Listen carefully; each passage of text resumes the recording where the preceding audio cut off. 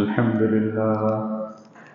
الحمد لله نحمده ونستعينه ونستغفره ونؤمن به ونتوكل عليه ونعوذ بالله من شرور أنفسنا ومن سيئات أعمالنا. من يهده الله فلا مضل له ومن يضلل فلا هادي له. وأشهد أن لا إله إلا الله وحده لا شريك له وأشهد أن محمدا عبده ورسوله. اللهم صل على محمد وعلى آل محمد كما صليت على إبراهيم وعلى آل إبراهيم إنك حميد مجيد. اللهم بارك على محمد وعلى آل محمد كما باركت على إبراهيم وعلى آل إبراهيم إنك حميد مجيد. أما بعد فأعوذ بالله من الشيطان الرجيم. بسم الله الرحمن الرحيم.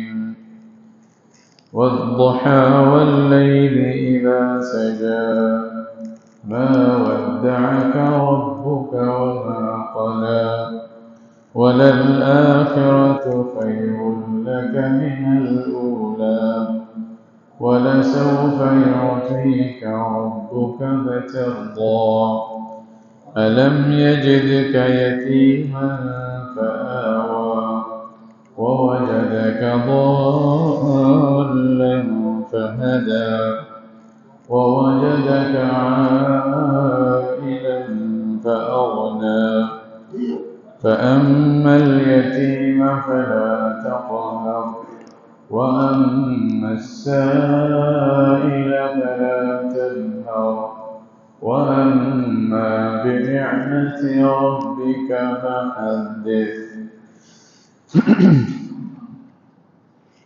সম্মানিত মুসল্লিয়ানে কেরাম, আল্লাহ রাব্বুল আলামিনের লাখ শুকর। আল্লাহ তাআলা আমাদেরকে নিজ তৌফিকে আল্লাহর ইবাদতের জন্য আল্লাহর ঘরে আসার তৌফিক দান করেছেন।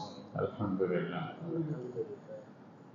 আসলে দ্বীনের কোনো একটা সুযোগ পেয়ে যাওয়া, কোনো একটা তৌফিক আল্লাহর পক্ষ থেকে হয়ে যাওয়া, এটা শুধুমাত্র আল্লাহর করুণা, আল্লাহর কৃপা, আল্লাহর দয়া ছাড়া কিছু নয়।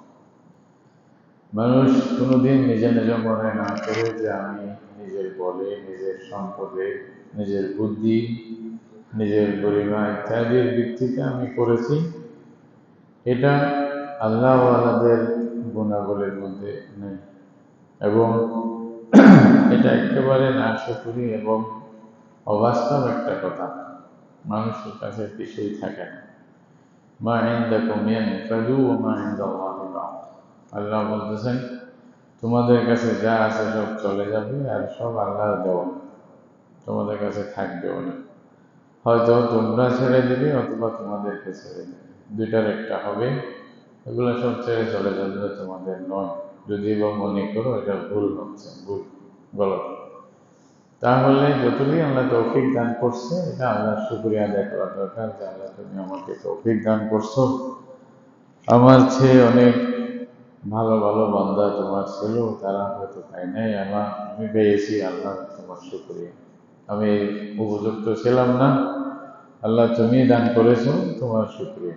এটাই বান্দা সবসময় যে কোনো বিষয়ে, নিয়ামত, এটা ধন সম্পদ হোক অথবা পদ উন্নতি ইত্যাদি হোক অথবা জ্ঞান এলম ইত্যাদি হোক অথবা অন্য কোনো আল্লাহর পক্ষ থেকে যে নিয়ামত বান্দা পেয়ে থাকে, নিয়ামতের জন্য আদব হলো আল্লাহর শুকরিয়া আদায় করা, বিনয়ী থাকা, নিজেকে গর্ববোধ না করা, অহংকার না করা, এগুলো হলো নিয়ামতের শুকরের মধ্যে আসে। কোনো বান্দা যখন এভাবে আল্লাহর নিয়ামতের শুকরিয়া আদায় করে, কারণ শুকরের যত অর্থ আছে এই অর্থ সহ আল্লাহ তাআলা ও বান্দাকে নিয়ামত আরো বাড়িয়ে দেয়, বিভিন্ন দিক দিয়ে আরো বাড়ায় দেয়।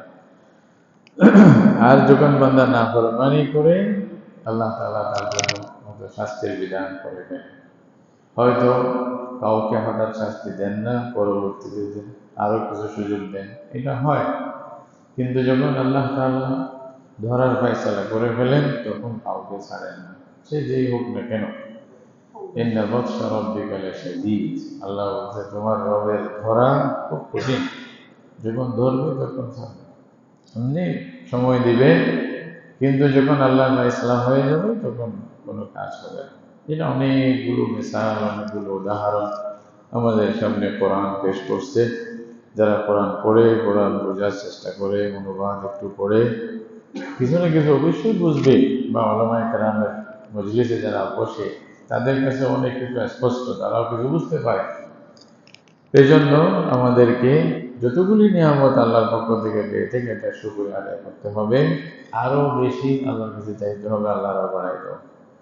হযরতে আইয়ুব আলাইহিস সালাম, উনি অনেক বড় ধনী লোক ছিলেন। এক সময় গোসল করতে গেছেন, তো আলাদা গোসল করতেন। তো গোসল করার সময় দেখছে যে মানে স্বর্ণের কতগুলো ফাঁকি বৃষ্টির মতো ঝরে পড়তেছে। এইটা দেখে আইয়ুব আলাইহিস সালাম তাড়াতাড়ি কফর দামন দিয়া যতটা পারলেন নিয়ে নিলেন, বলতে তাড়াতাড়ি আরো কিছু নাও। তো ওনাকে বলা হলো, আইয়ুব এতগুলি সম্পদ পাইছো, আরো লাগবে।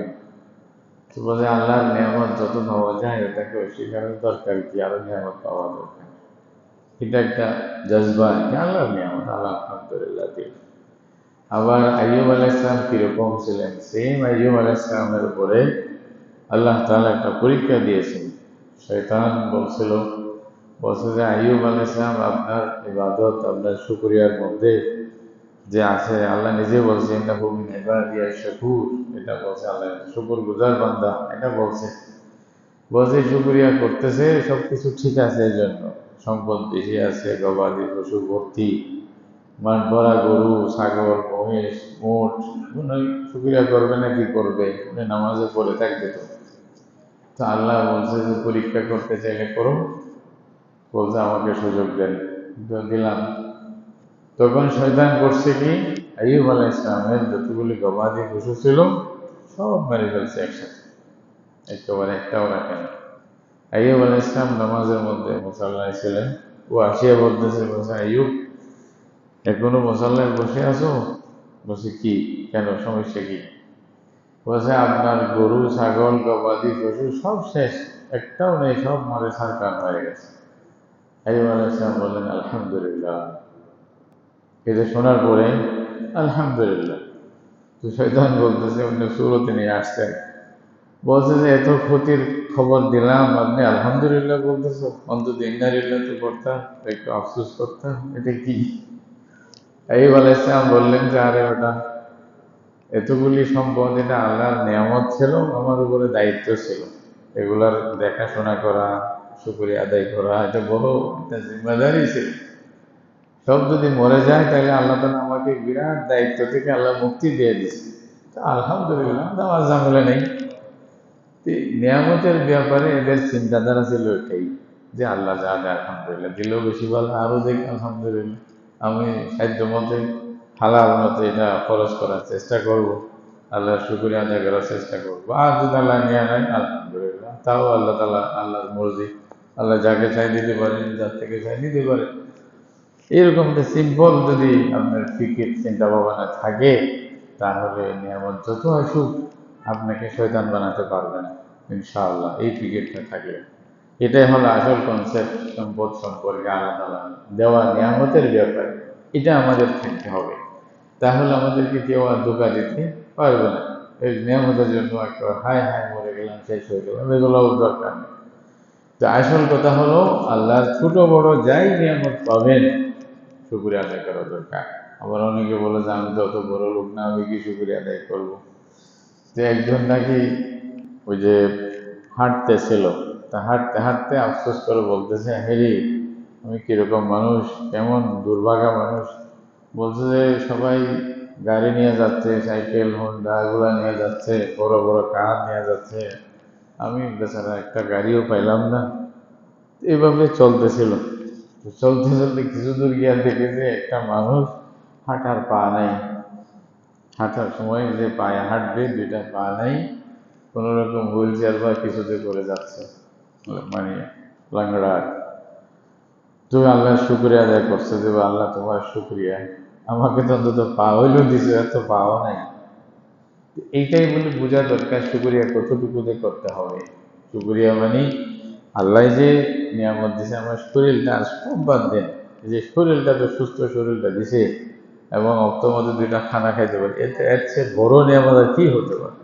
রাসূল করিম সাল্লাল্লাহু আলাইহি ওয়াসাল্লাম একবার বলছেন এক হাদিসের মধ্যে, যে ব্যক্তি 2 ওয়াক্ত খাবার নিয়মিত পায় সুস্থ শরীর নিয়ে নিরাপত্তার সাথে, কয়েকটা শব্দ বলছে রাসূলুল্লাহ সাল্লাল্লাহু আলাইহি ওয়াসাল্লাম, নিরাপত্তা, সুস্থ শরীর, 2 ওয়াক্তের খাবার, থাকার ঘর, এতটুকু যার কাছে আছে, কাআন্নামা জুমিআ লাহু আদ-দুনিয়া বিহাযাফিরিহা, আল্লাহ রাসূল বলতেছেন তার জন্য পুরা দুনিয়া যেন আল্লাহ দিয়ে দিছে, এটা বুঝতে হবে।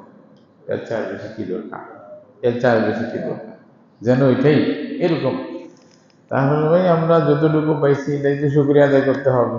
আল্লাহ অনেক শুকর, আলহামদুলিল্লাহ, আমি এটার লায়কে তো ছিলাম না, তোমার মন চাইলে আরো দাও, তা আল্লাহ বানাই দেয়। এটা বান্দার নিয়ামত হিসাবে, নিয়ত হিসাবে বানাহল আদায় করতে হবে। আল্লাহ তাআলার এই যে ইবাদত আমি করতে পারলাম, এটা আসলে বড় নিয়ামত, আসল নিয়ামত।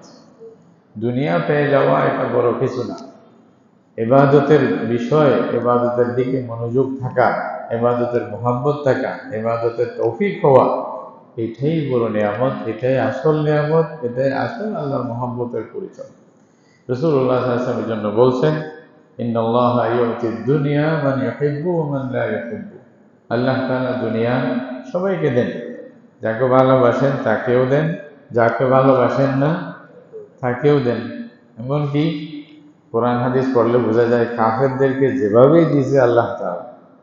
সূরা যুখরুফের এক আয়াতের মধ্যে বলতেছে, যদি মুসলিম যারা আছে, ঈমান যারা আছে, যারা রব্বানা বলে, যে আমান্না বলে, যে আল্লাহ তোমাকে, তুমি আমাদের রব, লা ইলাহা ইল্লাল্লাহ মুখ দিয়ে উচ্চারণ করে বিশ্বাস করে, এরা যতটুকু ঈমান আমল আছে এটা ছেড়ে দিবে না, এই যদি ভয় না হতো, তাহলে কাফের যারা আছে দুনিয়াতে তাদেরকে আল্লাহ বলছে আমি এমন নিয়ামত দিতাম, তারা ঘরের উপরে যে উঠতো, ঘরের উপরে ওঠার জন্য সিঁড়ি, ওই সিঁড়িটা স্বর্ণের সিঁড়ি দিয়ে তারা ঘরে উঠতো, সেরকম নিয়ামত দিতাম। এখন কি হয়েছে, ইউরোপ আমেরিকার বেশি আর কি, দালান কোঠা খাটি বেশি, অতটুকু তো পায় না। যুখরুফা কোরআন মধ্যে বলছে, যুখরুফা আল্লাহ বলছে তাদের সবকিছু বলে দিতাম, কিন্তু এত বেশি দিলে এরা হয়তো এটাও ছেড়ে দিবে, যে আমরা কিছু পাইলাম না, এটা মনে করিয়া বলে। কিন্তু আখিরাতে কিছু নাই, আখিরাতে কিছু নেই, যা আছে দুনিয়াতে শেষ। তো এটা কি আসল মোহাব্বত হলো? কারণ দুনিয়ার জীবনটা তো জীবনেই না, একটা পরীক্ষা। পরীক্ষার সময় ভালো করে এসি ফিট করে দিলেন, এই যে আরামে রাখলেন, পরীক্ষার বাইরে সব গরম, কিচ্ছু নাই, তাহলে তো এটা নিয়ামত হলো না। পরীক্ষা তো 2 ঘন্টা 3 ঘন্টার জন্য, বাকি এর পরে আসল ফল ভোগ করা তো এর পরে না। এই জন্য আসল নিয়ামত ওইখানে। আল্লাহ তাআলা এখন বলতেছেন দুনিয়াতে কিছু পেয়ে যাওয়া, এটা তোমরা মনে করবে না যে আল্লাহ ভালোবাসেন বিদায় দিয়েছেন, তা না। আল্লাহ যাকে ভালোবাসেন তাকেও দেন, যাকে ভালোবাসেন না তাকেও দেন। আর আখিরাত শুধু দিন, যেটা বলা হচ্ছে দিন বলতে ঈমান, ইসলাম, আখলাক, ইহসান, সবকিছু আর কি, নামাজ, রোজা, হজ, যাকাত, ইবাদত, মুআমালাত, লেনদেন, এগুলা তৌফিক আল্লাহ শুধু তাদেরকেই দেন যাদেরকে আল্লাহ ভালোবাসেন। তাহলে আমাদের বুঝতে হবে, আমি যদি সেজদাটা দিতে পারি, দেওয়ার সুযোগ হয়েছে, আমার মন চাচ্ছে, দৌড়াইয়া মসজিদে আসি, এটা তৌফিক মিনাল্লাহ। বুঝতে হবে এটা কার কাছ থেকে? আল্লাহ। আল্লাহ ভালোবাসেন, এই জন্য আমাকে পাঠাইছেন। আমার মতো হাজার জন আছে যারা মসজিদের কাছে দাঁড়িয়ে আসে, বুঝলেন না? ওই যে বলতেছে না যে কোন একটা মসজিদের ছিল মতোয়াল্লি সর্দার সাহেব, বড় চৌধুরী, তো ওনার মসজিদে ওনার গরু আসিয়া মসজিদের মানে মাঠের মধ্যে একটু মানে গোবর টোবর নষ্ট করে দিচ্ছে।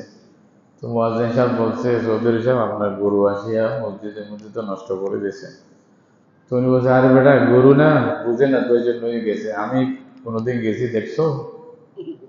আমি কোনোদিন মসজিদে গেছি? আমাকে কোনোদিন দেখছো? ওই গরু বুঝে না জন্য গেছে আর কি। তো এটাই আসলে তৌফিক না হলে কেমনে যাবে? বুঝেন না? এটা তৌফিক আল্লাহর পক্ষ থেকে হইতে হয়। ওনার আকলে গুমরা হয়ে গেছে, এরকম হয়ে গেছে। কিছু আছে, আল্লাহ মাফ করুক, এরকম আছে। তা আলহামদুলিল্লাহ, আল্লাহ তাআলা আমাদেরকে যে তৌফিক দান করছেন, আল্লাহর শুকরিয়া আদায় করেন আরো বেশি। যত বেশি বেশি করবেন, আসতে চাইবেন, আল্লাহ আরো তৌফিক বাড়াই দিবে, দিল মন লাগাই দিবে দ্বীনের দিকে। আমরা যে সময়টা অতিক্রান্ত করতেছি খুবই গুরুত্বপূর্ণ সময়, একটার পর একটা যেন লাগাতার আল্লাহ তাআলা আমাদেরকে সুযোগ দিচ্ছেন। কথার কথা, এই যে রমজান যাওয়ার সাথে সাথে হজের মৌসুমটা চলে আসলো। এই হজের মৌসুমের সাথে সাথে এখানে আশহুরুল হুরুম, যে সম্মানিত মাসগুলোর বিষয়ে, মানে হাজিরা ওখানে হজে আমরা কুরবানি ইত্যাদির মাধ্যমে সবাই মিলে আল্লাহর ইবাদত করলাম, এই গুরুত্বপূর্ণ দিনগুলো অতিবাহিত করতেছি। হজ শেষ হইতে না হইতে আরেকটা মৌসুম আল্লাহ দিয়া দিছে, এটা হলো মুহররমের মাস। মুহররমের মাসটা এটাও মিন আশহুরিল হুরুম, অর্থাৎ সম্মানিত মাসের একটি মাস। এটা শেষ মাস। এটা ইসলামী ক্যালেন্ডারের একটা বৈশিষ্ট্য হলো আশহুরুল হুরুমের মাধ্যমে এই বছর শুরুও হয়, আবার বছর শেষও হয়। এক হিসাবে আশহুরুল হুরুমের শেষ মাস হলো মুহররম, যেহেতু রজবের মাস চলে যায়, তারপরে যুলকাদা, যুলহিজ্জা, মুহররম, এই 4টি মাস আল্লাহর কাছে খুব সম্মানিত। তো ইসলামিক ক্যালেন্ডার শুরু হয় মুহররম দিয়া, শেষ হয় জিলহজ মাস দিয়া। তাহলে শুরুও সম্মানিত এবং শেষও সম্মানিত। মুহররম মানে কেন? সম্মানের কারণে হারাম আর কি, নিষিদ্ধ। এটা বৈশিষ্ট্য অন্য কোনো মাসের এরকম নাই। এটা মুহররম মাসের একটা বৈশিষ্ট্য হলো এটাই যে এটার আল্লাহ তাআলা কোরআন মাজিদের মধ্যে বিশেষভাবে হারাম মাস হিসাবে আল্লাহ তাআলা এটাকে উল্লেখ করেছেন। কোরআন মাজিদ আছে, ইন্না ইদ্দাতাশ শুহুরি ইনদাল্লাহি 12 শাহরান ফি কিতাবিল্লাহ ইয়াওমা খালাকাস সামাওয়াতি ওয়াল আরদ মিনহা আরবাআতুন হুরুম। এইখান থেকে 4টা যে সম্মানিত মাস, এটা আল্লাহ তাআলা বলে দিয়েছেন। এই 4টা সম্মানিত মাসের ব্যাখ্যা রাসূল করিম সাল্লাল্লাহু আলাইহি ওয়াসাল্লাম হাদিসের মধ্যে বলছেন, সালাসুন মুতাওয়ালিয়াত, 3টা লাগাতার, যুলকাদা, যুলহিজ্জা, মুহররম। এটা তো এই সম্মানিত মাসের ভিতরে একটা হলো মুহররম মাস, যেটা সামনে আসতেছে। আজকে হয়তো 28 তারিখ, কালকে 29, 30 বা 29 হলে 29, এরপর থেকেই শুরু। এই যে মুহররম মাস, এটা অনেক ফজিলত আছে। আরেকটা বড় ফজিলত হলো রাসূল করিম সাল্লাল্লাহু আলাইহি ওয়াসাল্লাম বলছেন, আফজালুস সিয়ামি বা'দা রমাদান শাহরুল্লাহি আল মুহররম। সবচেয়ে বেশি উত্তম রোজা, মানে ফজিলত ওয়ালা রোজা, এটা রমজানের রোজার পরে। রমজানের রোজা এটা ফরজ। ফরজের সাথে কোনো তুলনা হয় না কোনো ইবাদতের। যে কোনো ইবাদত বলেন, ফরজ নম্বর 1, ফরজের পরে বাকি যা আছে। হ্যাঁ, এমনকি কথার কথা, এই যে রোজার মধ্যে আমরা কিছুদিন আগে রোজা রাখলাম কিসের? আরাফার রোজা।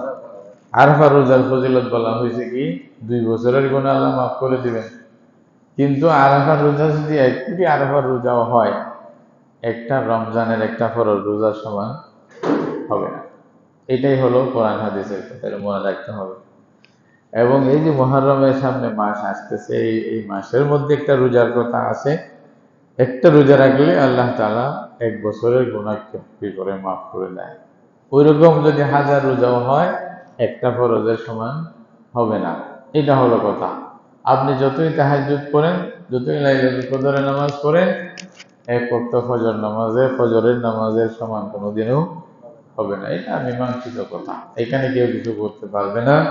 বুখারী শরীফে হাদিসের মধ্যে আছে, রাসূল করিম সাল্লাল্লাহু আলাইহি ওয়াসাল্লাম বলছেন, তোমরা যে দিনের দিয়ে আল্লাহর নৈকট্য লাভ করো, ওইখানে তোমরা কোনোদিনও ফরজের চেয়ে উত্তম কোনো আমল পাইবে না। আল্লাহর কাছে নৈকট্য লাভ করার সবচেয়ে বড়, সবচেয়ে উত্তম, সবচেয়ে শ্রেষ্ঠ মাধ্যম শুধুমাত্র কি? ফরজ। ফরজের পরে নফলের তরতিব আসবে, বা যা আসবে এটা ফরজের পরে। তাহলে প্রথম কথা হলো ফরজ রোজা, এর সাথে কোনো তুলনা নেই। রাসূলুল্লাহ সাল্লাল্লাহু আলাইহি ওয়াসাল্লাম বলছেন, ফরজ রোজার পরে নফল রোজার মধ্যে সবচেয়ে বেশি উত্তম রোজা এটা হলো মুহররম মাসের রোজা।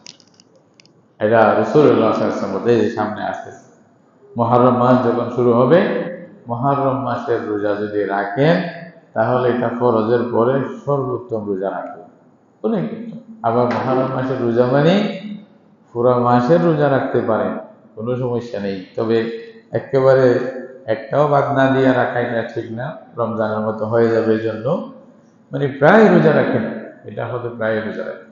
আর যদি শুধু একটা রোজা দশম মুহররম, যেটা মুহররমের 10 তারিখ, এটার ব্যাপারে আলাদাভাবে হাদিসের মধ্যে আসছে যে 1 বছরের গুনাহ আল্লাহ মাফ করে দেবে।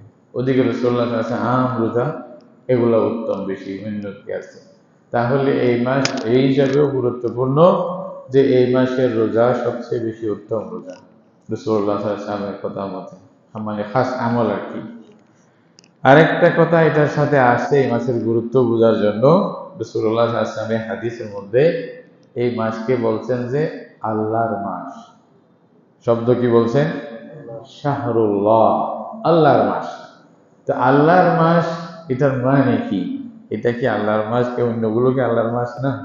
অন্য কেউ বানাইছে নাকি? মাস তো সব কার? আল্লাহ। দিন, তারপরে সপ্তাহ, মাস, বছর সবকিছু কার? আল্লাহ সৃষ্টি করছেন। যেদিন থেকে আসমান জমিন সৃষ্টি করছেন তখন থেকে আল্লাহ এটা সময়টাকে ঘুরাই দিচ্ছে। সময় ঘুরতেই আছে নিজের তরিকা মতে। ইস্তেদার জামান কাহাইআতিহি, রাসূলুল্লাহ সাল্লাল্লাহু আলাইহি ওয়াসাল্লাম বলছেন, ইয়াউমা খালাকাস সামাওয়াতি ওয়াল আরদ, সময়, যুগ এগুলা আল্লাহ তাআলা যেভাবে ঘুরাই দিয়েছে সেদিন তখন থেকে ঘুরতেই আছে। যেদিন আল্লাহ বন্ধ বলবে, বন্ধ হয়েছে। থেকে সেই দিন আমরা দেখব সূর্য পূর্ব দিকে না পশ্চিম দিক থেকে আসতেছে। তখন দুনিয়া আর বেশি না, হয়তো 2 দিন বা 3 দিন, এরপরে শেষ, আসমান জমিন ভেঙে পড়ে যাবে। এইটা হলো আল্লাহ তাআলা এটা শেষ করে দিবে যখন আল্লাহ চাইবে। তো আল্লাহ তাআলা যখন থেকে দিছে তখন থেকেই তো চলতেছে মাস। মানে যেভাবে আল্লাহ তাআলা বলছে 1 বছরে 12 মাস, কেউ আর এটা 13 মাস করতে পারে নাই, 11 মাসও করতে পারে নাই, পারবেও না, এটা অসম্ভব। আল্লাহ দিয়েছে সিস্টেম। তাহলে 12 মাস এই সবগুলো তো আল্লাহর মাস। প্রত্যেক সপ্তাহ তো কার? আল্লাহ। দিন রাত এগুলা কার? আল্লাহ। তো এখানে আবার বলা হচ্ছে, রাসূলুল্লাহ সাল্লাল্লাহু আলাইহি ওয়াসাল্লাম বলতেছেন আল্লাহর মাস মুহররম। এটার দ্বারা তো আমরা উল্টা বুঝতে পারি বাকিগুলো আল্লাহর মাস না। তা আসলে এটা নয়, মুহররম আল্লাহর মাস, বাকিগুলো কার মাস? আল্লাহর মাস। তাহলে কেন বলা হলো? বিশেষ করে এখন প্রশ্ন আসবে, বিশেষ করে কেন বলা হলো এটাকে? এটা একটা মেসাল দিয়ে বোঝে। এটা হলো বিশেষ গুরুত্বের কারণে, বিশেষ বৈশিষ্ট্যের কারণে এভাবে নিসবত করে দেওয়া হয়। কথার কথা আরেকটা মেসাল দিলে বুঝবেন। পৃথিবীতে যা ঘর আছে সব কিছুর আসল মালিক কে? আর আসল মালিক যেহেতু আল্লাহ, এই হিসাবে আমরা বাইতুল্লাহ বলতে পারি না। মানুষের দিকে নিসবত করতেছে যে অমুকের ঘর, এটা আসলে কার ঘর? আল্লাহর ঘর। আসল মালিক তো কে? আল্লাহ। আল্লাহ চাইলে দিবে, না হয়তো ঘর থেকে বাইর করে দিবে, পারে না? মেইন মালিক তো উনি না। উনি দেখে আর কি করতেছে, উল্টা পাল্টা করলে কান ধরিয়ে বাইর করে দিবে, যা আরেকজনকে দিবে। কোরআনে আছে, কোরআনে অনেক আছে, বলছে আমি অনেক বাগান এগুলা মুবাক্কামিন জুরুইন ওয়া জান্নাতিন, হ্যাঁ, আল্লাহ তাআলা বলতেছে অনেক বাগান আমি এক কম থেকে নিয়ে আরেকজনকে দিয়ে দিছি। কোরআনে গেছে, কি করবে তুমি? তোমাকে বলছিলাম কাজ করো নাই, যাও বাইর করে দিছি। এরকম আছে কোরআনের মধ্যে অনেক কিছু ঘটনা, একটা দুইটা। তাহলে আসল মালিক যেহেতু আল্লাহ, আর আমাদের বিশ্বাস এটা, বিশ্বাস না করলেও তো বিশ্বাস করতেই হবে, আর না করে তো উপায় নেই, আর কোনো পথ নেই। তাহলে আল্লাহ যেহেতু আসল মালিক, আসল মালিক হিসাবে আসল মালিকের দিকে নিসবত করতে পারি। তো সবকিছু কার? আল্লাহ। এটাও আল্লাহর ঘর, এটাও আল্লাহর ঘর। পৃথিবীতে যা ঘর আছে সব কার ঘর? আল্লাহ। কিন্তু পৃথিবীর ঘরগুলোর মধ্যে একটা ঘরকে শুধু বলা হয় বাইতুল্লাহ, তাই না? শুধু একটা ঘরকে কি বলা হয়? বাইতুল্লাহ। এটা বললেই ওইটাই বোঝা যায়, আর পৃথিবীতে অন্য কোনো ঘর বোঝা যায় না। এটা কেন? অথচ ঘর সব আল্লাহ, কিন্তু এটাকেই বাইতুল্লাহ বলতেছে কেন? আল্লাহর ঘর একটা, আল্লাহর ঘর মানে এটা কোথায়? মক্কা শরীফ। আমরা সবাই জানি, হজ করতে যাই, তওয়াফ করি, যেটা অন্য করে তওয়াফ করা হয় না, ওটা তওয়াফ করা হয়। হ্যাঁ, সারা পৃথিবীতে। এইটা হলো এটার বৈশিষ্ট্যের কারণে। আরেকটা জিনিস দেখেন, উট যা আছে সবকিছু কে বানাইছে? উট। কেউ আর কি এরকম কোনো উট পৃথিবীতে দেখছেন আল্লাহ ছাড়া অন্য কেউ বানাইছে? কোনো ফ্যাক্টরি থেকে তৈরি হয়েছে? হ্যাঁ, উট মানে উটের এরকম কোনো নাই, কোথাও নাই, কেউ পারবেও না, তৈরি করতে পারবে না, অসম্ভব। আল্লাহ বানাইছে। কিন্তু একটা উটনি, এটাকে আল্লাহর উটনি বলা হয়। কোরআনে বলছে নাকাতুল্লাহ, বলছে কি? আল্লাহর উটনি। আরে, তো আর বাকিগুলো আল্লাহর না? সবগুলি তো আল্লাহর। এটাকে কেন উটনি, আল্লাহর উটনি বলা হলো? বিশেষ কারণ। কারণ এটা মায়ের পেট থেকে আসে নাই, এটা পাথর থেকে আল্লাহ পয়দা করে দিয়েছে। হযরত সালেহ আলাইহিস সালামকে যখন ওরা, কওমের লোকেরা যখন চ্যালেঞ্জ করলো, আপনি নবী হয়ে থাকলে তাহলে আমাদেরকে মুজিজা দেখান। বলছে কি মুজিজা? মানে এমন কাজ যেটা স্বাভাবিক মানুষ করতে পারে না, অক্ষম মানুষ, অসম্ভব মানুষের জন্য এরকম একটা কিছু করে দেখান, তাহলে বিশ্বাস করবো নবী কিনা। বলছে কি? বলছে এই যে পাথর দেখতেছেন, পাথর থেকে উট বাইর করে। মানে ওরা বলার উদ্দেশ্য ছিল ওনাকে হেস্তনেস্ত করা, উনি অক্ষম প্রমাণিত করা, আমাদের নবী না, এটা মানুষকে বুঝাই দেওয়া। তা আল্লাহ তো সবকিছু পারে। আল্লাহ যিনি ওনাকে নবী হিসাবে মানে প্রেরণ করেছেন, তা আল্লাহ সর্বশক্তিমান। পাথরও সৃষ্টি কার? আল্লাহ। মানুষের সৃষ্টি আল্লাহ, উটও আল্লাহ। তো যে আল্লাহ উট থেকে উট বানাইতে পারে, ওইটা পাথর থেকেও বানাইতে পারে। আল্লাহর জন্য তো অসম্ভব না। তা আল্লাহ সালেহ আলাইহিস সালাম বললেন, মানবা তো, মানবা তো, যেরকম বলতেছো, যদি উট থেকে, মানে এই পাথর থেকে উট বের হয়, মানবা? বলছে হ্যাঁ মানবো। যখন আল্লাহর হুকুমে আল্লাহ তাআলা যেরকম বলছেন, হযরত সালেহ আলাইহিস সালাম ইশারা করছে, বলছে যে আল্লাহর হুকুমে মেয়ে উট বের হয়ে যাও। ওদের সামনে পাথর থেকে উট বের হয়েছে, চোখের সামনে। ওরা দেখে তো অবাক, এটা কি? কিন্তু উট বাইর করার পরে আল্লাহ তাআলা বলে দিয়েছেন যে দেখো, তোমরা যেহেতু উটের জন্য এরকম চ্যালেঞ্জ করছো, আমার নবীর মাধ্যমে বাইর করে দেখাইলাম। এখন যে ওখানে একটা ছিল, কূপ ছিল, ঝর্ণা আর কি, ওখান থেকে পানি পান করতো। বলছে এখন পানির মধ্যে পালাভাগ করা হবে, একদিন উট পান করবে, আরেকদিন তোমরা পান করবা। উটকে একদিন পান করতে দিতে হবে।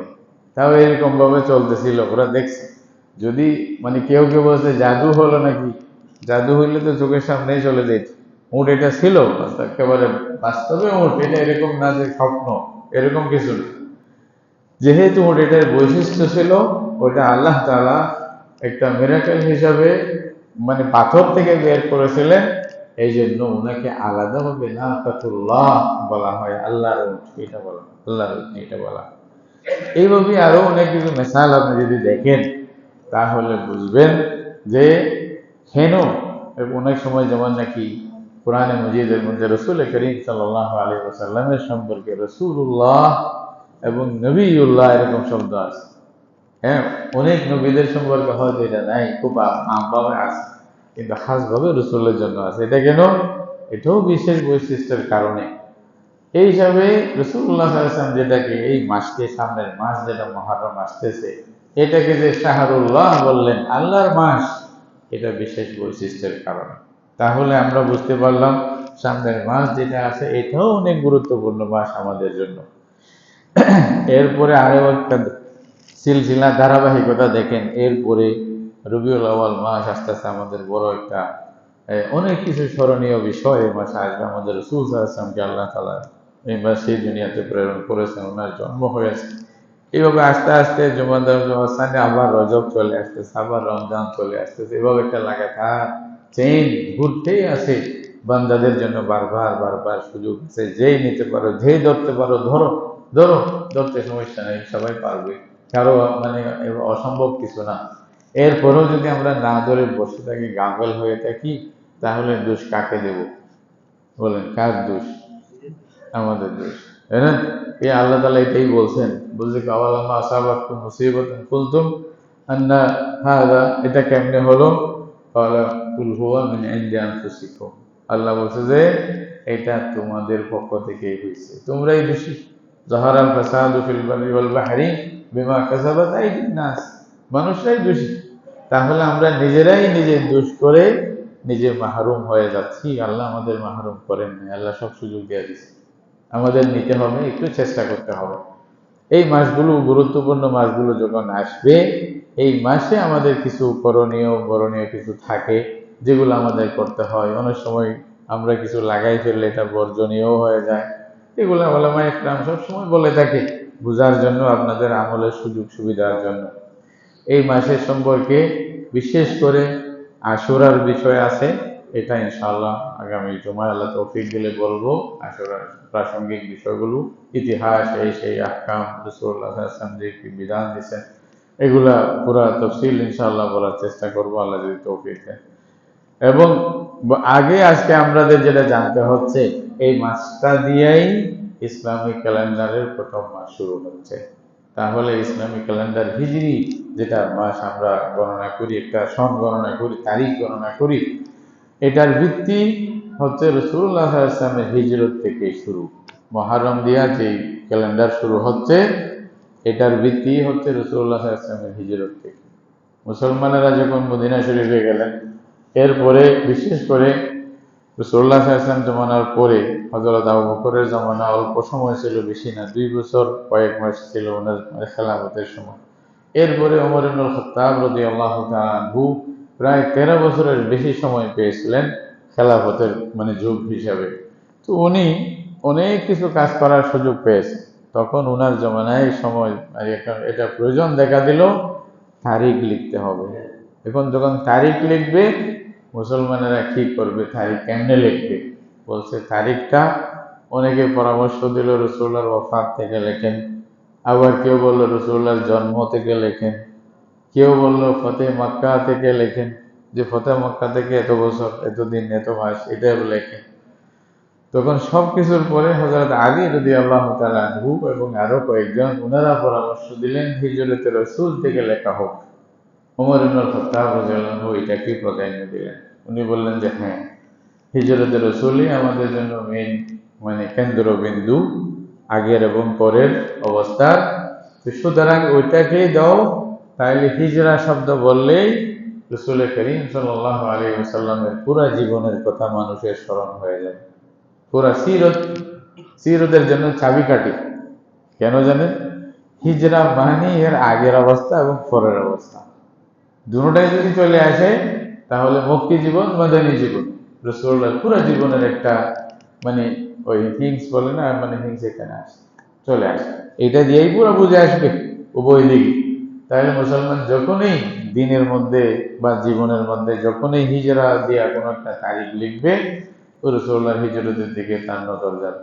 তার মনে আবার এটা স্মরণ চলে আসবে, হ্যাঁ এই সময় ছিল, এই দিন যেটা আমরা পেয়েছি, আল্লাহর কিতাব, রাসূলুল্লাহ সাল্লাল্লাহু আলাইহি ওয়াসাল্লামের হাদিস যেগুলো আমরা পাইলাম, এগুলোর পিছনে আল্লাহ রসুল কত মেহনত করেছিলেন।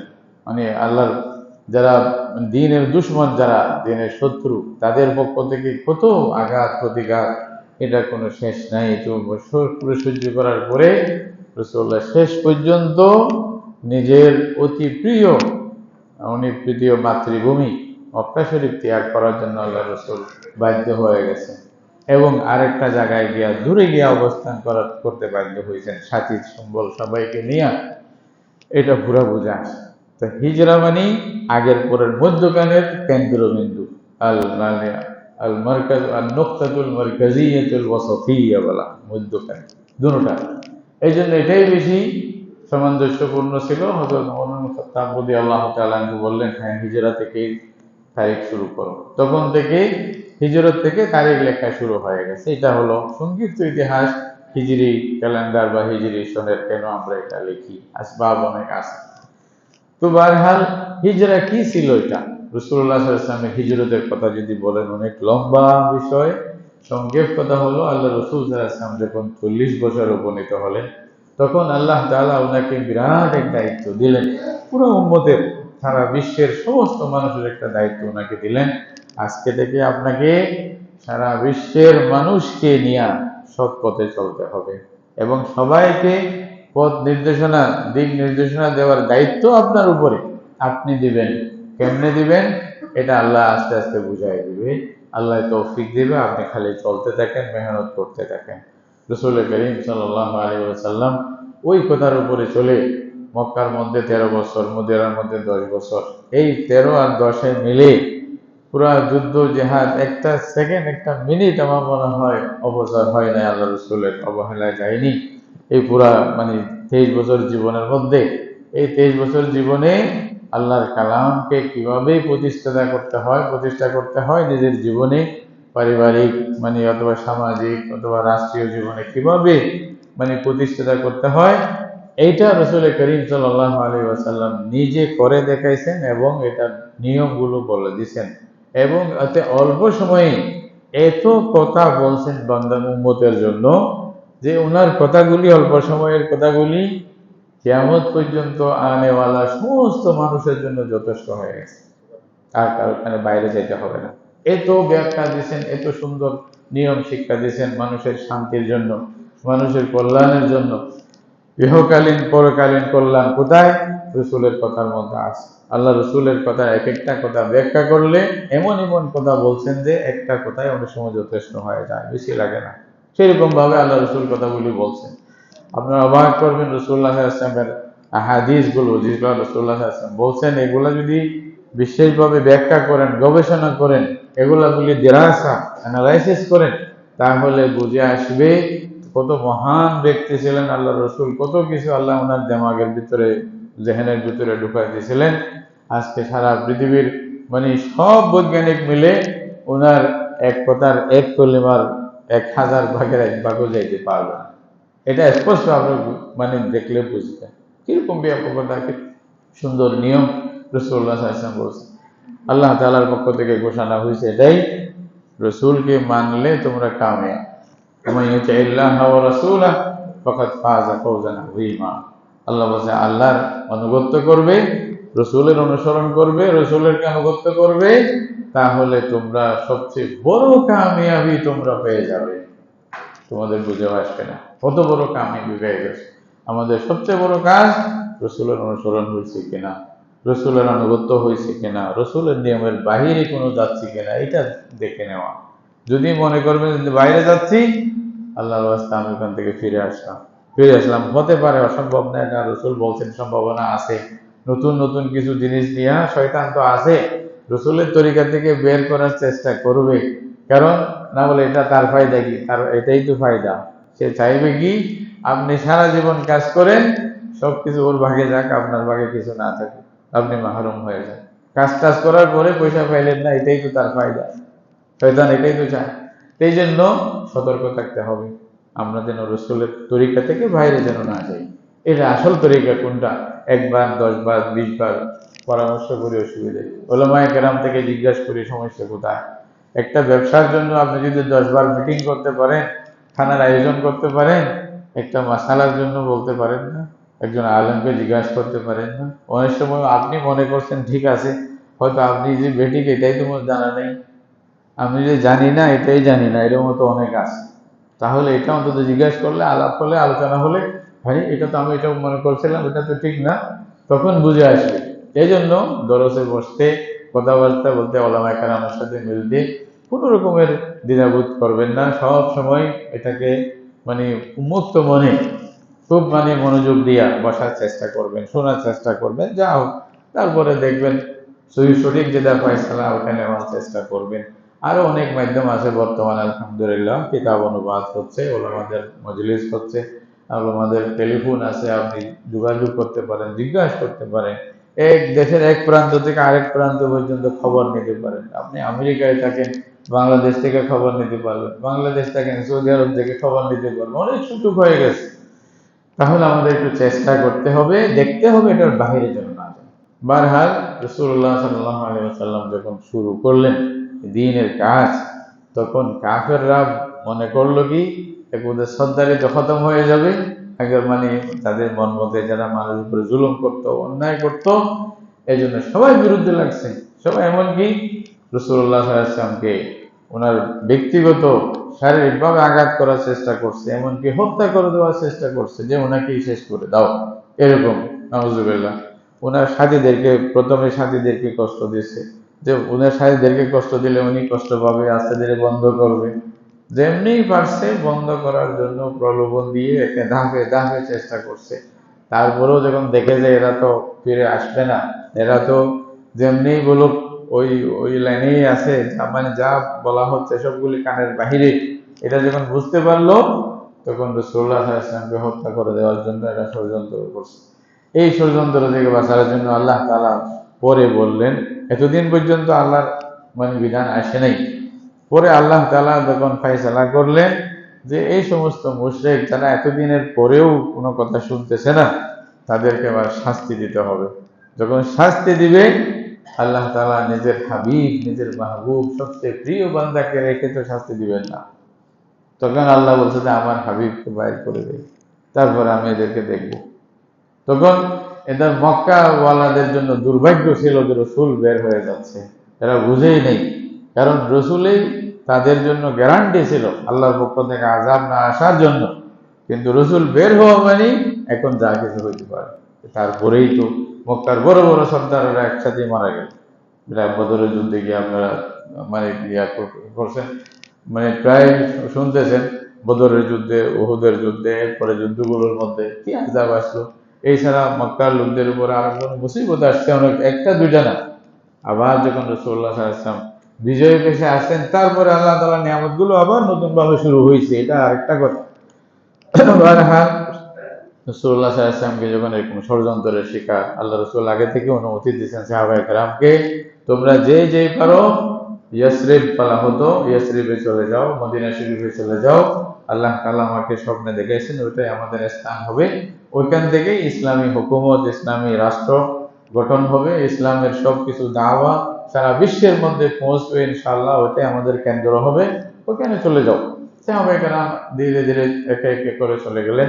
এমনকি হযরত ওমর চলে গেলেন, আরো অনেকে যাইতে চাইলেন। হযরত আলী ছিলেন মক্কা শরীফে রাসূলুল্লাহ সাল্লাল্লাহু আলাইহি ওয়াসাল্লামের সাথে, আবু বকর সিদ্দিক রাদিয়াল্লাহু আনহু ছিলেন। আবু বকর সিদ্দিক রাদিয়াল্লাহু আনহু পর্যন্ত অনুমতি চাইছেন, বলছে ইয়া রাসূলুল্লাহ অনুমতি দিলে আমি চলে যাই। তো রাসূলুল্লাহ সাল্লাল্লাহু আলাইহি ওয়াসাল্লাম বলছেন যে বাহ ইয়া আবু বকর, একটু অপেক্ষা করো। তখন আবু বকর রাদিয়াল্লাহু আনহু বললেন, ইয়া রাসূলুল্লাহ চাইলে কি আপনার সাথে যেতে পারবো? এরকম কোনো সুযোগ কি আছে? তো রাসূলুল্লাহ সাল্লাল্লাহু আলাইহি ওয়াসাল্লাম বললেন, আমি আশা করতেছি হয়তো তুমি আমার সাথে যেতে পারবা। সুবহানাল্লাহ, কি নিয়ত ছিল। তারপরে এটা শোনার সাথে সাথে আবু বকর আগে থেকে তৈরি করে রাখছে, মানে ওই যে মানে মানে উট তৈরি করে রাখছে যাওয়ার জন্য, লোক তৈরি করে রাখছে পথের জন্য। এইভাবে আল্লাহর হুকুম যখন চলে আসছে, তখন আবু বকর সিদ্দিক রাদিয়াল্লাহু আনহু রাসূল করিম সাল্লাল্লাহু আলাইহি ওয়াসাল্লাম আবু বকর সিদ্দিককে নিয়ে রওনা দিলেন। রওনা দিয়া প্রথম গারে সৌর বলা হয়। আসলে নিয়ম দেখেন, রাসূলুল্লাহ সাল্লাল্লাহু আলাইহি ওয়াসাল্লাম যাবেন মানে উত্তর দিকে, কিন্তু রাসূলুল্লাহ রওনা দিয়েছেন দক্ষিণ দিকে। কাফেররা তালাশ করলে স্বাভাবিক কোথায় তালাশ করবে? উত্তর দিকে তালাশ করবে। এটা একটা বুদ্ধি ছিল, দুনিয়া ভিত্তিক আসবাব এখতিয়ার করা, দুনিয়ার মধ্যে সতর্কতা, সচেতনতা, এটা বুদ্ধি ব্যবহার করা। আল্লাহ রসুল যদি চাইতেন, কেরামতি কি কম ছিল? সবচেয়ে বেশি তো কার কাছে ছিল? আল্লাহ রসুলের ইশারা করলেন, রসুল্লাহ যদি সবাই সামনে যেতেন, এই বেটা আমি যাচ্ছি দেখ, কেউ কি রসুল্লাহ একটা মানে মানে চুল বেঁকা করতে পারতো? কারো মানে ক্ষমতা ছিল? ছিল না। কিন্তু রসুল্লাহ ওটা দেখায়নি, এবং আল্লাহ তাআলা রসুলকে বলেন না ওটা দেখা, ওটা বলেন নাই। রসুল হাসানকে বলছে আপনি স্বাভাবিক একটা মানুষ যেটা করতে পারে সেরকম নিয়ম করেন, যেন মানুষরা এটা অনুসরণ করতে পারে। সুবহানাল্লাহ, এটা সব কিছুর মধ্যে। তাহলে তাওয়াক্কুলের মানে আসবাব ছেড়ে দেওয়া নয়। তাওয়াক্কুল মানে আমি চাকরিও করব না, কিছু করব না, ঘরে বসে থাকবো, দেখি কেমন আল্লাহর উপর তওয়াক্কুল ভাত খাবো, এটাকে বলছে ভাই আপনি সবকিছু করে আল্লাহর উপরে তাওয়াক্কুল করেন। এটা না আসল পরিচয়, বুদ্ধির পরিচয়, যে আমি সবকিছু করতেছি এগুলাতে কিছু নাই। চাকরিও খাওয়াইতে পারে না, চাকরি করতেছি মাথার ঘাম পায়ে ফেলতেছি, কিন্তু মেহনত করতেছি, মেহনত আমার কিচ্ছু না, আমার আসল মালিক কে? আল্লাহ। আল্লাহ যদি না দেয়, মেহনতের পরেও আমি পাবো না, চাকরির পরেও আমি পাবো না। আল্লাহ যদি দিতে চায় এমনিও দিতে পারে, এগুলোর মাধ্যমেও দিতে পারে। তা আল্লাহর একটা সুন্নত দুনিয়াতে চালু করছে, আসবাব ইখতিয়ার করতে হবে, করতেছি। ওয়া তাওয়াক্কাল আলাল্লাহ, আল্লাহ রসুল যেটা বলছে এটাই। তো রসুল্লাহ এটা শিক্ষা দিছে, কাজে কাজে শিক্ষা দিছে রসুল্লাহ সাল্লাল্লাহু আলাইহি ওয়াসাল্লাম। ওইখানে গিয়েও আবার পথ চালু রাখে নাই, একটা গর্ত তালাশ করে গর্তের ভিতরে 3 দিন পর্যন্ত অপেক্ষা করছে। কয়দিন? 3 দিন অপেক্ষা করছেন ওখানে গর্তের ভিতরে। এরা তালাশ করে হয়রান হয়ে গেছে। স্বাভাবিক 3 দিনের মধ্যে মানুষের মানে সাহস কমে যায় এবং দুর্বলতা চলে, আর আর কি করবো এরকম।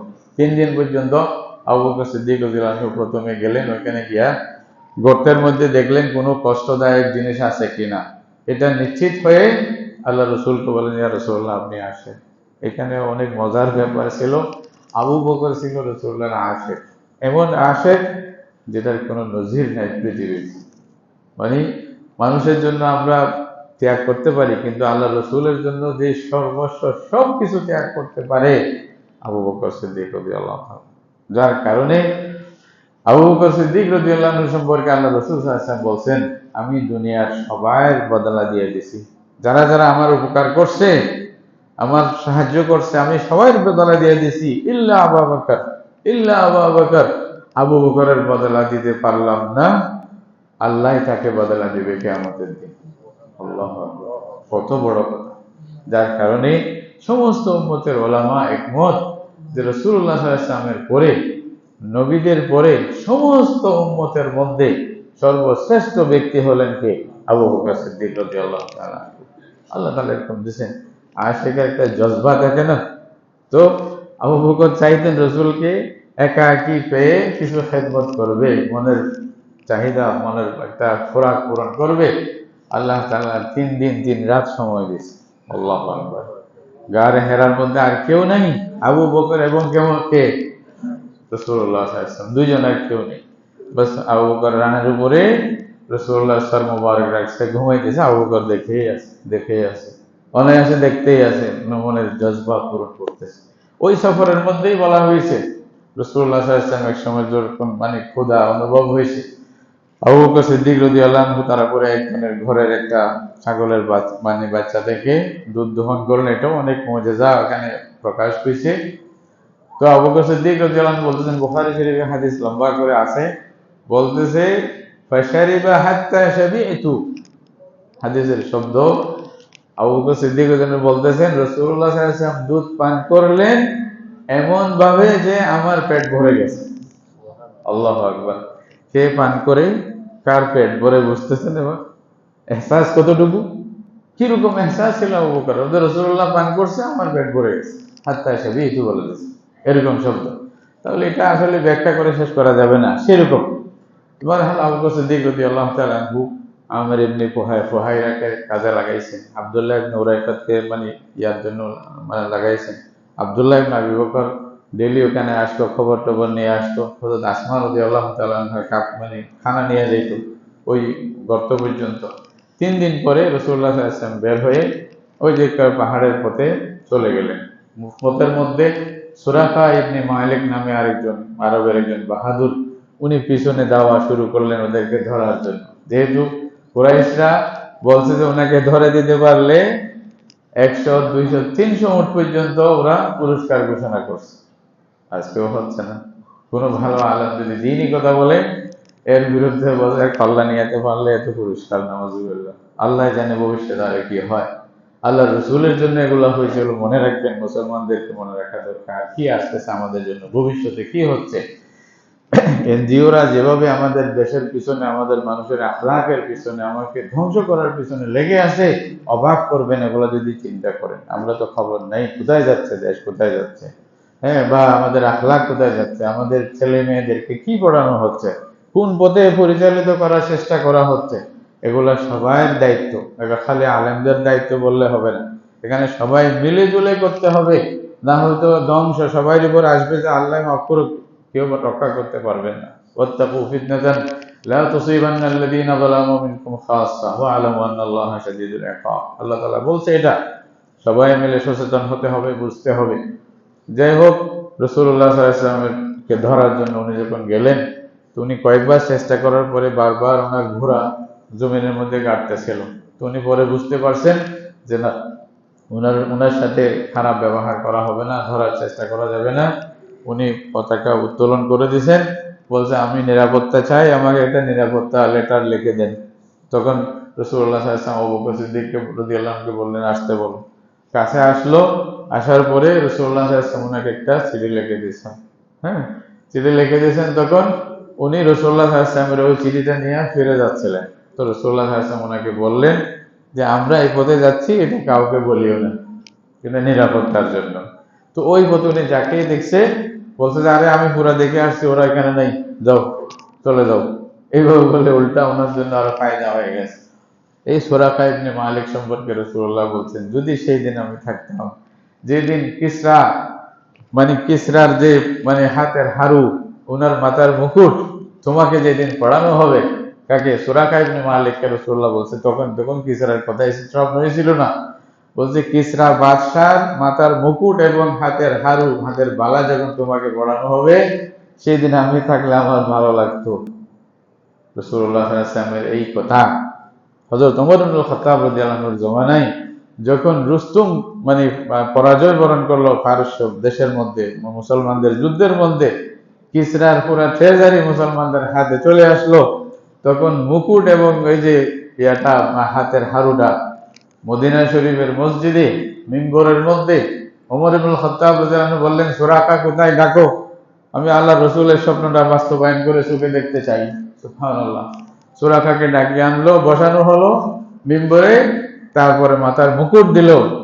পারস্যর দেশের রাজার বাদশার মাথার মুকুট ওনাকে পরানো হলো এবং হাতের বালা এগুলা দিয়ে বলছে তুমি সেরকম করে বসো। বসে হযরত ওমরের চোখ থেকে পানি বের হচ্ছিল। রাসূলুল্লাহ সাল্লাল্লাহু আলাইহি ওয়াসাল্লামের সেই স্বপ্ন আজকে আমরা পূরণ হয়ে দেখলাম, চোখের সামনে দেখলাম। এটা দেখছে এরকম অনেক ঘটনা। বারহাল হিজরত করে রাসূলুল্লাহ সাল্লাল্লাহু আলাইহি ওয়াসাল্লাম তারপরে মুসলমানদের জন্য একটা ইসলামী স্টেট তৈরি করেছিলেন। এটাই হলো হিজরত। পরে লম্বা কথা আছে, আমি আর লম্বা করতেছি না। এটাই স্মরণ করা দেয় আমাদেরকে মুহররমের, প্রত্যেক বছর যখন মুহররমের মাস আসে, মুহররমের মাস আমাদেরকে ওই পুরান ইতিহাসগুলো আবার স্মরণ করা দেয়। মুসলমান আমরা যদি এগুলো ভুলে যাই, হবে না, আমাদের ইসলাম কোথায় এটার খবর থাকবে না। রাসূলুল্লাহ সাল্লাল্লাহু আলাইহি ওয়াসাল্লাম কি কষ্ট করেছেন মনে রাখতে হবে।